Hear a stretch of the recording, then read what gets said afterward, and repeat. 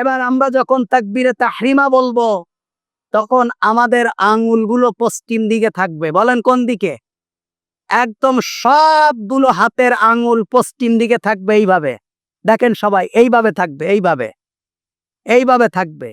আমরা অনেকে নিয়ত করি আল্লাহু আকবার, এরকম এরকম করি না এরকম এরকম। আমি বলছি না যে হবে না, আপনি হাত না উঠালেও হবে। আপনি যদি তাকবীর বলেন আল্লাহু আকবার, হাত না উঠান, হবে। হাত উঠানো কি সুন্নাত, তার মানে কি আমি বাদ দিতে বলছি? না উঠানো হবে এর মানে কি আপনি উঠায়েন না এটা বলছি? আবার বলেন না বাইরে যে হুজুর বলছে হাত না উঠাইলেও হবে, হাত না বাঁধলেও হবে, আপনারা কি ফতোয়া দেন? পরে ওই মসজিদের হুজুররা মুয়াজ্জিন আর কমিটি নিয়ে এসে আমারে কাফের ঘোষণা দিয়ে দেবে, বলবে উনি কাফের। মানে কাফের কেমনে হয়? আপনার মতের বিপক্ষে মানে আমি কাফের, আর আপনার মতের পক্ষে থেকে যদি আমি ঘুষ খাই, জালেমের একেবারে যদি লেজ ধরেও বসে থাকি, আমি একদম পাক্কা মুমিন। আমি কি? আর আপনার বিপক্ষে যে যদি আমি মুস্তাহাবও বাদ দিয়ে দেই, তাহলে আমি আর মুসলমান নেই। খবরদার ভাই, এরম প্যাচগোছ কেউ করেন না জানো, খবরদার। এমনিতে একটা সমালোচনা তো আছেই, নামাজের পরে আমরা মুনাজাত করি না, ঠিক না? ঠিকই। আল্লাহু আকবার। তাহলে হাত উঠানো কি?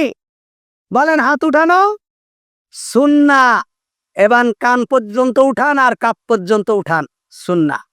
কিন্তু আল্লাহু আকবার বলা, পশ্চিম দিকে আঙুলগুলো রাখা, কিবলার দিকে রাখা, সুন্নাহ। তাহলে আমরা যখন তাকবীরে তাহরিমা বলবো আল্লাহু আকবার, এবার কান পর্যন্ত উঠালে উঠান, কাপ পর্যন্ত উঠালে উঠা। যদি কাপ পর্যন্ত উঠালে নামাজ না হতো, তাহলে হানাফি মাযহাবের কোনো মহিলার নামাজ হয় না। শরীয়ত মহিলাদের জন্য একরকম হয়েছে, পুরুষদের জন্য একরকম হয়েছে, এমনটা না। কিন্তু হানাফি মাযহাবের লোক পুরুষ মানুষ কাপ পর্যন্ত উঠাবে, কিয়ামত হয়ে গেল এটা মানতে রাজি নেই, ঠিক না? ঠিক। আমি আপনাদেরকে বলি, আপনারা সাধারণ মানুষ, বাংলা শিক্ষিত মানুষ, এজন্য বলছি। দেখেন আমাদের ভিতরে যে গোড়ামিটা, ইমাম শাফি রাহিমাহুল্লাহ বলছে ইমামের পিছনে যদি কেউ কিরাত না পড়ে তার নামাজ হবে না। কি বলছে? ইমামের পিছনে সূরা ফাতিহা না পড়লে নামাজ হবে না। তার মানে আমরা যখন কিরাত পড়ি আপনারা চুপ করে দাঁড়ায় থাকেন না। ইমাম শাফি রাহিমাহুল্লাহর মাযহাব হলো যে ইমামের পিছনে মুসল্লি যদি সূরা ফাতিহা না পড়ে, আলহামদু সূরা না পড়ে, তাহলে নামাজ হবে না। ইমাম আবু হানিফা রাহিমাহুল্লাহ বলছেন না পড়লে নামাজ হবে না, পড়া জায়েজ নেই। কি বলছে?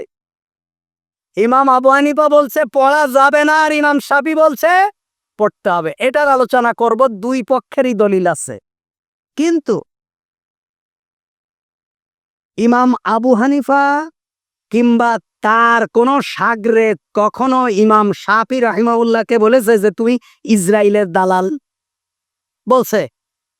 কিংবা শাফির কোন লোক আবু হানিফাকে বলছে যে তুমি কোরআন হাদিস বোঝো না, তুমি মূর্খ, তুমি জাহেল, তুমি জাহান্নামের কীট? বলছে? কিন্তু আমরা বলি আল্লাহ তাআলা আমাদেরকে হেফাজত করুক। তাহলে বিস্তারিত আলোচনা আমি সালাতের উপরে করব ইনশাআল্লাহ। আজকে শুধু শোনেন তাকবীরে তাহরিমা বলা।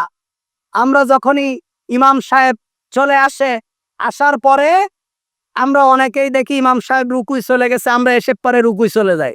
তাকবীরে তাহরিমা বলি না, জোরে বলি না, কিংবা মনে মনে বলি। মনে মনে বললে হবে না। প্রত্যেকটা ইমাম একমত, যদি কেউ মনে মনে, হবে না।